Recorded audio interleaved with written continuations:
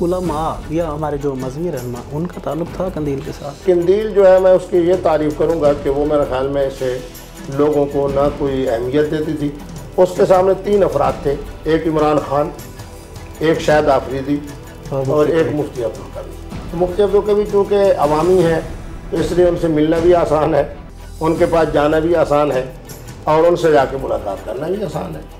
बल्कि मैंने तो उस मरहूमा के हवाले से ये बात कही, आज फिर आपके टीवी के हवाले से मैं कहता हूँ कि उसने मुझे हज़रत सैयदना इमाम ज़ैनुल आबिदीन का नातिया कलाम सुनाया। सुभान अल्लाह। और मैं खुश ये हुआ कि उसकी ज़बर ज़ेर पेश, हालांकि बड़े बड़े उलमा हमारे हज़रात, बड़े बड़े अहले दीन जब कोई हदीस मुबारक सुनाए या इस तरह का, उनकी गुफ्तगू के अंदर, उनके लहजे के अंदर लेकिन कुछ फ़र्क आ जाता है। इसी तरीके में मैंने कहा कि जी मैं उस कलमा तैयबा का गवाह हूँ, उसने कलमा तैयबा पढ़ के कहा कि जनाब।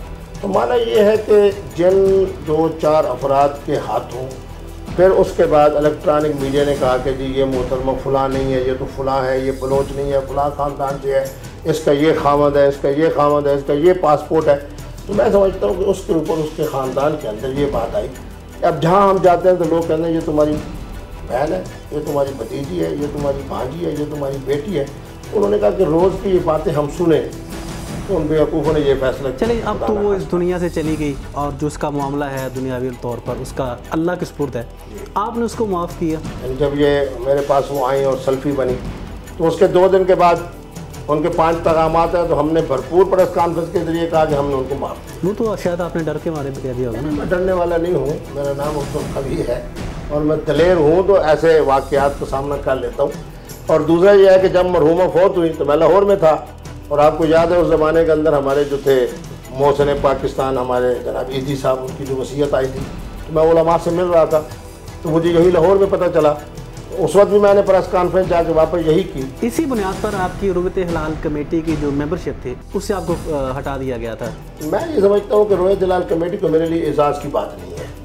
रोयत हिलाल कमेटी को मैंने अहमियत दी, मेरी वजह से रोयत हिलाल कमेटी, यानी आप हैरान होंगे कि रोयत हिलाल कमेटी वो है जो पाकिस्तान के ना सूबाई उस कानून में आती है, न विफाकी में आती है, न इसका कोई प्रोटोकॉल है, न इसका कोई तनख्वाह है, न कोई इसका ओहदा है, न इसका जनाब कोई कार्ड है, न इसका कोई स्टेटस है। तो बाकी जो उलमा हैं जो रोयत हिलाल कमेटी में, वो भी कोई रमज़ान के दरमियान में चाँद देखने जाते हैं कराची? मेरा ख्याल ये है कि उनके नामों को भी कोई नहीं जानता। आप मुझे ईमानदारी से बताएं कि रोयत हिलाल कमेटी और मुफ्ती अब्दुल कवी, रोयत हिलाल कमेटी और मुफ्ती मुनीबुर रहमान, तीसरा नाम आप भी नहीं जानते, मैं भी नहीं जानता, हमारे साथी भी नहीं जानते। मुफ्ती साहब आपसे गुफ्तगू जारी है कि छोटे से ब्रेक का वक्त हुआ है, ब्रेक के बाद नाज़रीन छोटे से ब्रेक का वक्त है, ब्रेक के बाद आपसे दोबारा मुलाकात होगी, हमारे साथ रहिएगा।